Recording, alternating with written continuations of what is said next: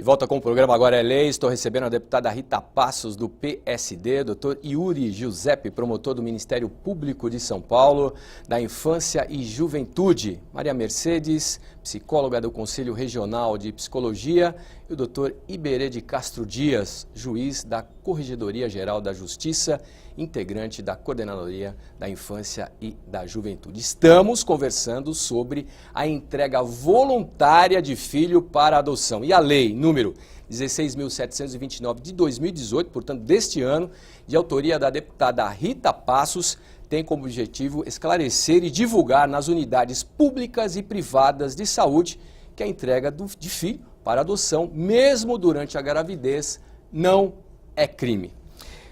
Bom, terminei o primeiro bloco com um tema para a gente abordar exatamente agora nesse segundo bloco. Qual é o perfil ou quais são os perfis e as causas dos abandonos das crianças?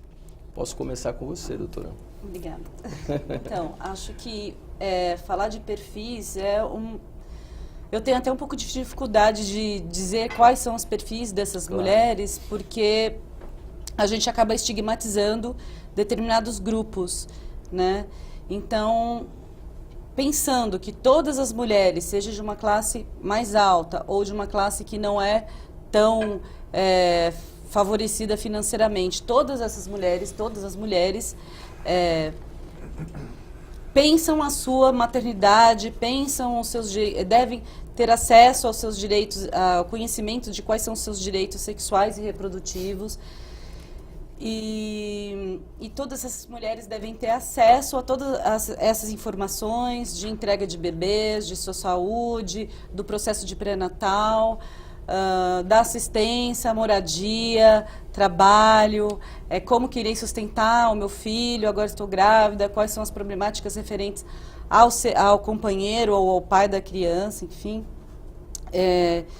No entanto, a gente tem, assim, eu não tenho números, eu não sei se alguém realizou alguma pesquisa sobre quem são essas mulheres que entregam esses bebês. Não tenho números, sim, específicos para mostrar agora, mas a gente tem conhecimento de que as mulheres que são de classes mais favorecidas, mais abastadas, elas recebem um determinado tratamento, né? Elas podem ter acesso a uma psicoterapeuta, a um psicólogo, ter acesso a um médico obstetra, enfim, elas têm outro tipo de atendimento diferente daquelas mulheres que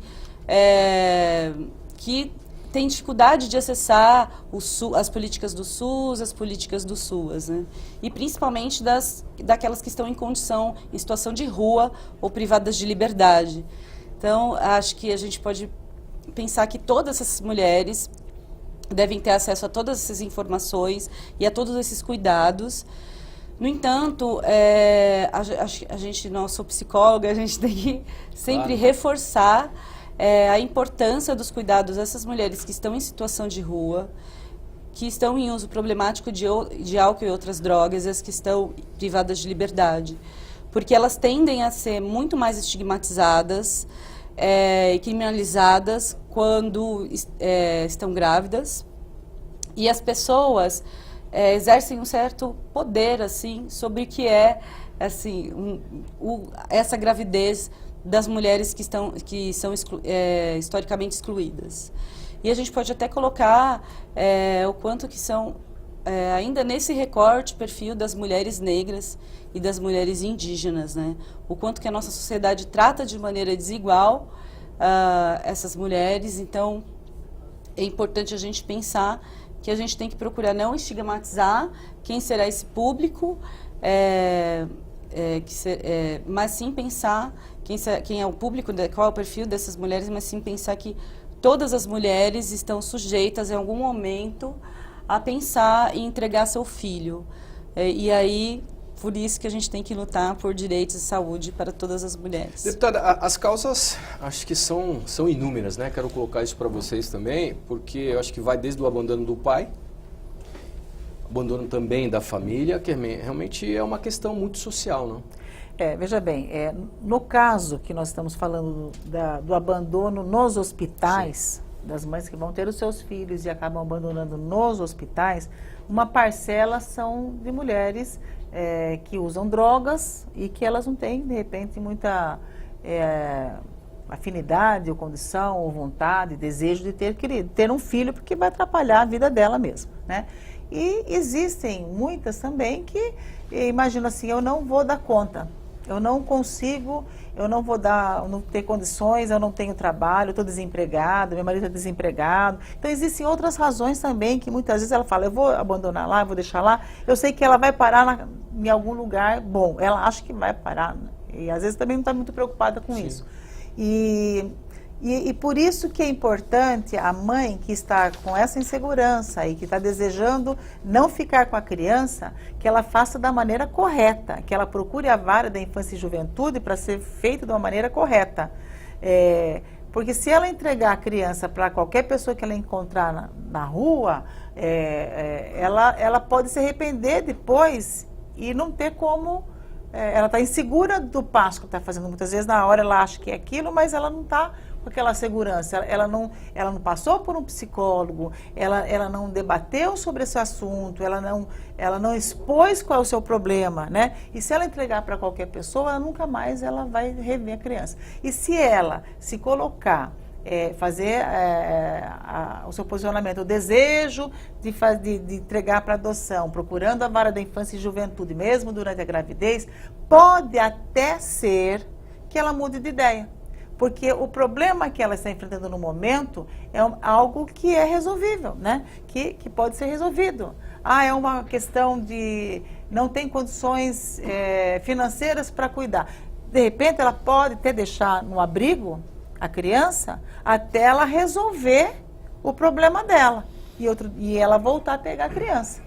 Ela não está disponibilizando para adoção. Aliás, quem pensa que todas as crianças que estão nos abrigos permanentes são todas as crianças que estão disponíveis à adoção, estão enganadas. Aquelas crianças, uma pequena parcela estão disponíveis à adoção. Sim. Muitas estão lá, por esse caso que eu falei, não há condições no momento, de repente, em alguns casos, né, fugindo um pouco da questão ali do nascituro, mas muitas vezes a mãe retirado o filho da mãe, porque ela vai trabalhar e deixa a criança sozinha na casa com um pouquinho maior tomando conta. Isso não pode.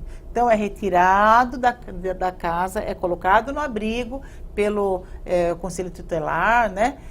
E é colocado no abrigo.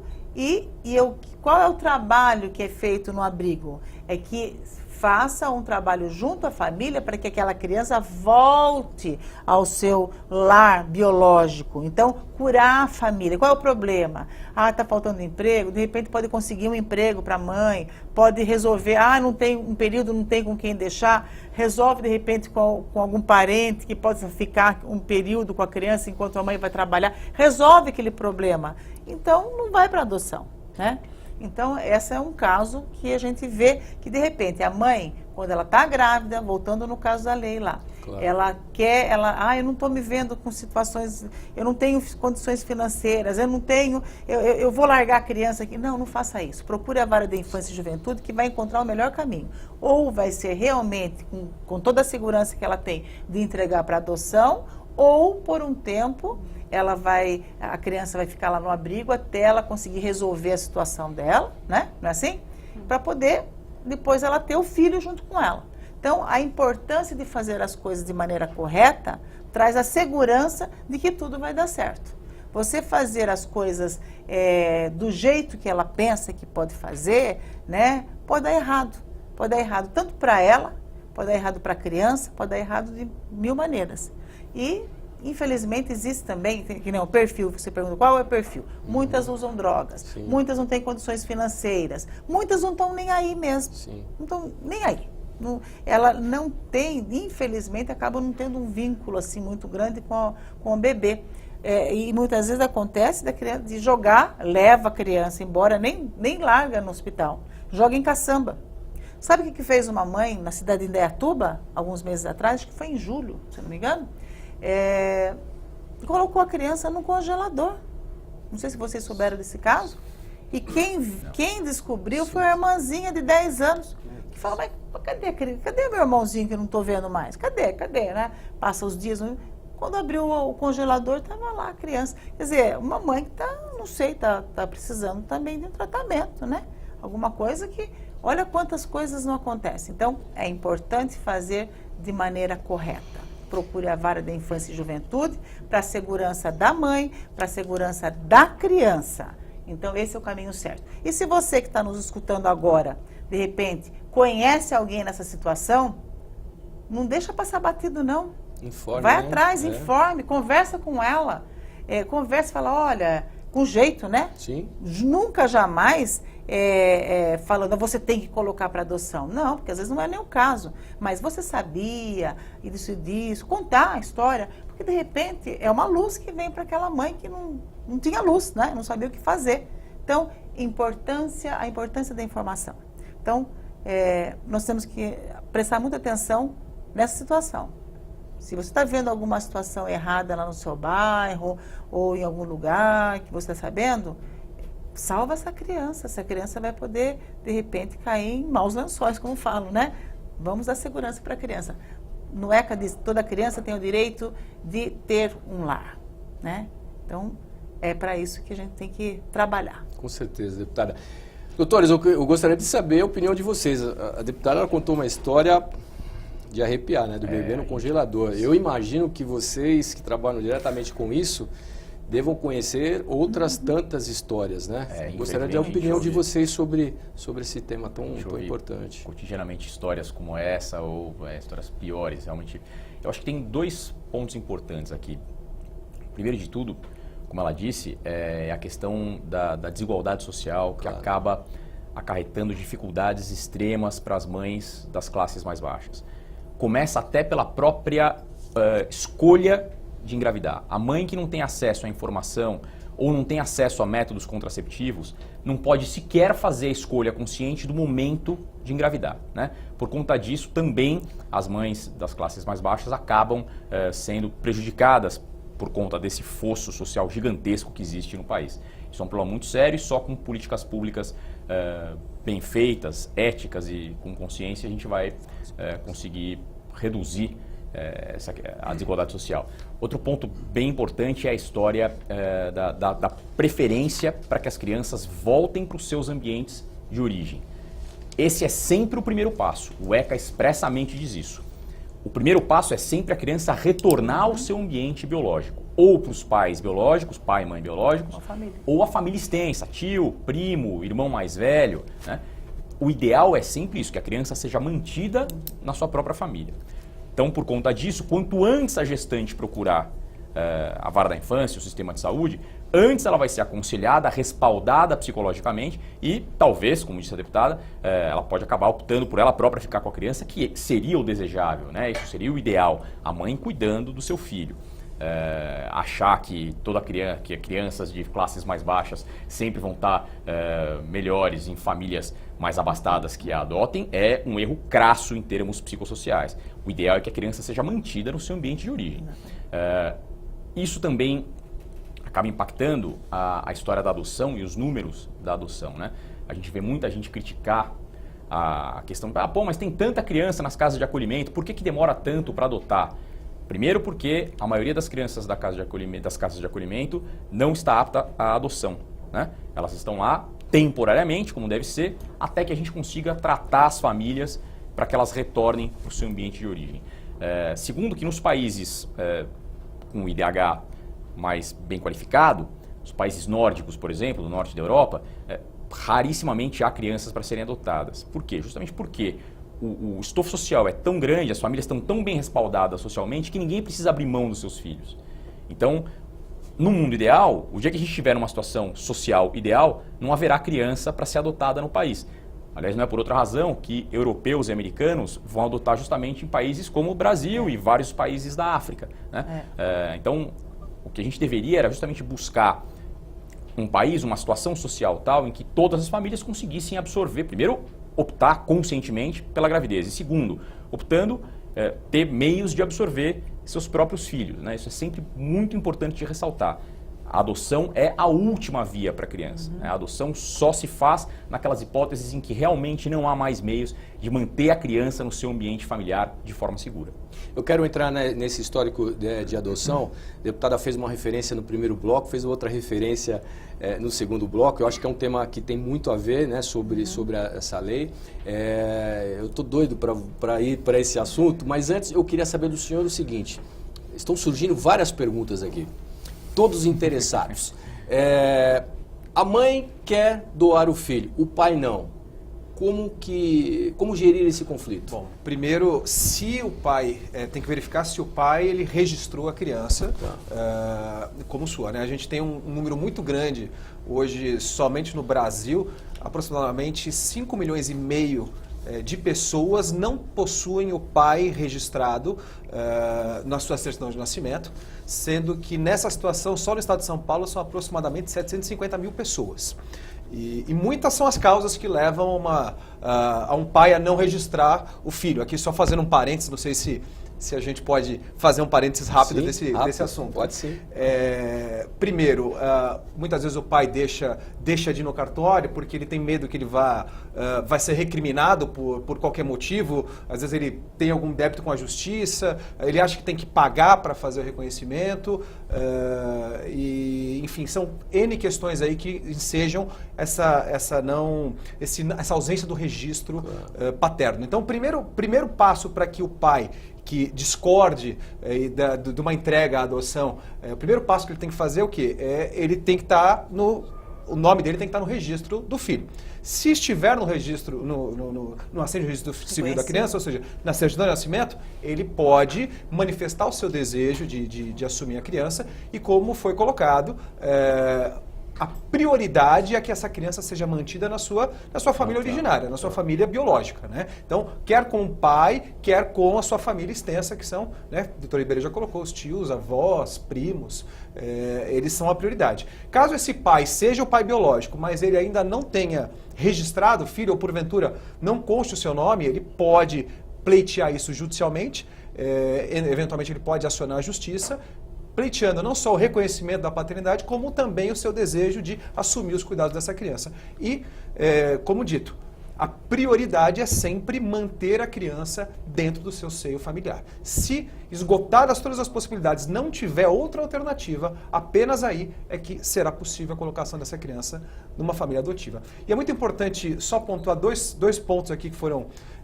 mencionados. O primeiro, quando o serviço de saúde tomar conhecimento desse ato de entrega de adoção, é obrigatório, mesmo que a mãe não compareça até a vara da infância, é obrigatório, todos os hospitais eles são obrigados a encaminhar um relatório comunicando que a mãe, em serviço num atendimento ali de pré-natal, ela manifestou o interesse em entregar a adoção. Isso está previsto no artigo 13 do Estatuto da Criança e do Adolescente.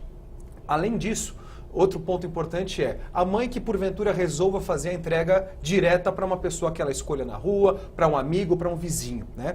Ela tem aquela esperança de muitas vezes continuar mantendo o contato com a criança e nem sempre é assim. Muitas vezes isso é feito, né, de uma maneira ilícita, né? Aliás, essa maneira de entrega ela é ilícita, mas muitas vezes a maneira ilícita que ela escolhe é o quê? O vizinho lá, ou o conhecido, ele acaba registrando a criança no nome dele. E o que acontece? Essa mãe, muitas vezes, ela acredita que vai continuar tendo contato com essa criança, mas ela não tem essa garantia de manter o contato com essa criança. E muito pelo contrário, se ela entrar na justiça pleiteando o direito de ver essa criança, o fato dela ter entregue essa criança para uma família diretamente dessa forma, é uma das causas de perda do poder familiar, ou seja, ela deixa de ser mãe pela nossa lei. Uma das consequências de entregar de forma errada para qualquer pessoa que não procurando a vara da infância perde o direito de ser mãe. Importante isso, hein, deputada? Muito importante. Deputada, a senhora levantou uma questão que é sobre a adoção, que é o descompasso que trava essa adoção no Brasil. A senhora levantou alguns dados, né? O número de pais cadastrados para adotar é 5 vezes maior que o de das crianças que aguardam em abrigos no país todos, e vocês também têm, né, essas informações. Eu quero levantar uma questão que eu disse no começo, que é a adoção de crianças acima de 9 anos, que é nesse grupo de crianças acima de 9 anos, estão mais de 60% das crianças. Como é que a senhora visualiza o sistema de adoção no país para essas crianças acima de 9 anos, deputada? Olha, realmente, quanto mais idade a criança vai tendo, menor a chance dela ser adotada. E como foi falado aqui mesmo, né, pelo doutor Iberê, que os países europeus, eles adotam muito as crianças aqui do Brasil de adoção tardia, crianças maiores. Aqui no Brasil, há um preconceito muito grande de adotar uma criança grande, de 9 anos. A Europa já adota a criança do Brasil com crianças com 9 anos, por exemplo. Então, por isso que é importante o grupo de apoio. Então, eu tiro o chapéu pelo trabalho que é feito pela Mônica Natali, né? E que ela é uma mãe adotiva também, e ela sabe dessa experiência toda. Ela formou muitos grupos, aliás, até grupos que eu pedi para ela formar em algumas cidades. Ela começou a formar o grupo, depois o grupo foi sozinho, porque há essa importância, a necessidade dos pretendentes à adoção conversarem com outras pessoas, muitas vezes, que são dessa área, ou até mesmo pessoas que já adotaram, e poderem perceber que é gostoso você adotar uma criança maior também. Não precisa ser recém-nascido, né? A criança precisa de amor, ela é todo um carinho, né? E ela começa, e através desses grupos de adoção, pode haver uma mudança de exigência dos pais, né, adotivos, dos pretendentes, de repente falar, poxa, eu acho que eu aceito uma criança maior. Aliás, uma vez eu vi uma juíza, acho que foi de Porto Feliz, se eu não me engano, ela queria adotar e, de repente, ela conheceu uma criança, se eu não me engano, acho que tinha uns 5 anos já, uma menina. Houve uma identificação tão grande entre elas, né? E ela adotou uma criança com 5 anos. E ela nunca que imaginava que ela iria adotar uma criança com 5 anos. E ela fala que parece que a criança até ficou parecida com ela depois, né? É tão engraçado isso. E é muito importante essa questão. Tem mais um fato interessante, porque eu tenho também uma lei que é da Semana da Adoção, que é o que precede o Dia Nacional da Adoção. E quando você fala o Dia Nacional da Adoção, passou o dia, fala, foi ontem, já foi. Quando você tem uma semana, dá uma chance de, durante aquela semana, você provocar alguns debates, alguma situação, para poder ter um compreendimento maior sobre a questão da adoção, pessoas interessadas e tudo mais, palestras, seminários e tudo mais. E uma vez nós fizemos, junto com o presidente do Tribunal da Justiça, foi uma parceria, a Frente Parlamentar, através desse trabalho, né? Junto com o presidente do Tribunal de Justiça, e foi feito uma teleconferência com todos os fóruns sobre as nossas palestras, os nossos debates. E teve um juiz, eu não me lembro, não recordo agora o nome dele, mas me falou um negócio que eu falei, gente, eu nunca pensei nisso.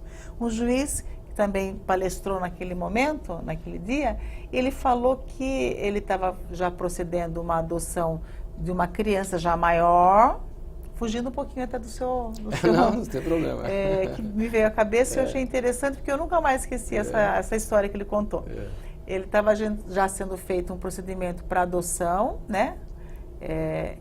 E não dava liga. O pai adotivo chegou e falou, não dá certo, eu vim devolver o menino, não lembro o nome dele, porque não deu liga, não dá certo, ele não gosta de mim, ele não vai com a minha cara, mas como assim, né? E o juiz chamou a criança, falou, viu, o que acontece? Ele não te trata bem?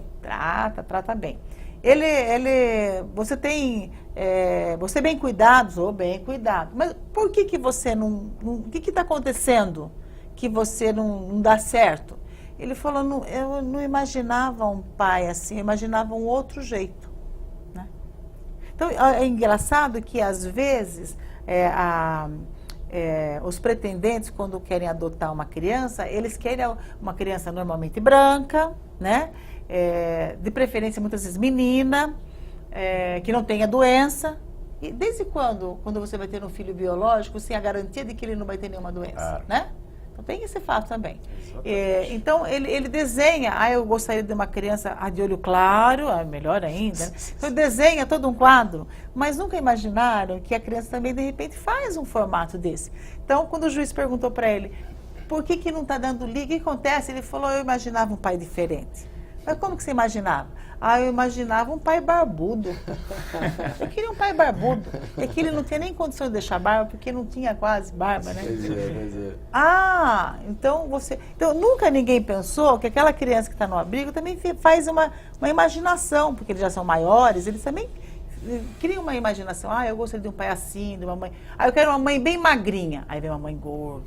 Ou eu quero uma mãe mais fortinha, vem uma mãe magrinha. Ou eu quero uma mãe alta, vem uma baixinha. Então, eles também criam essas imagens na cabeça, né? Para dar certo, tem que ser necessariamente uma via de mão dupla, né? As não é crianças verdade? também adotam seus genitores, Também, né? Não tem jeito, exatamente. senão E não vai dar certo nunca. E foi interessante que o juiz falou, esse é o caso, tá bom.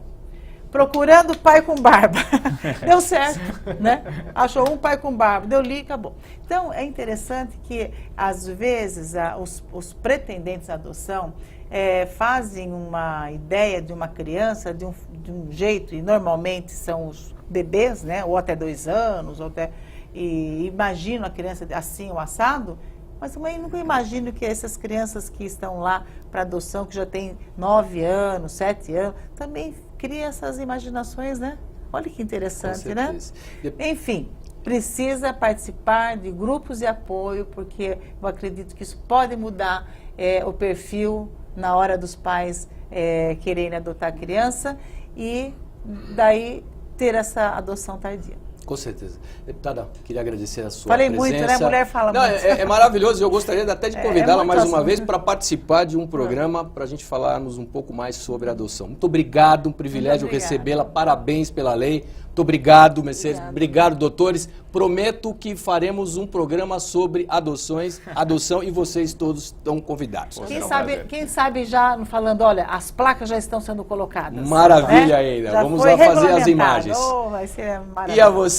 E a você que nos acompanhou com muito carinho, muito obrigado pelo seu carinho, muito obrigado pela sua importante audiência aqui no programa Agora é Lei.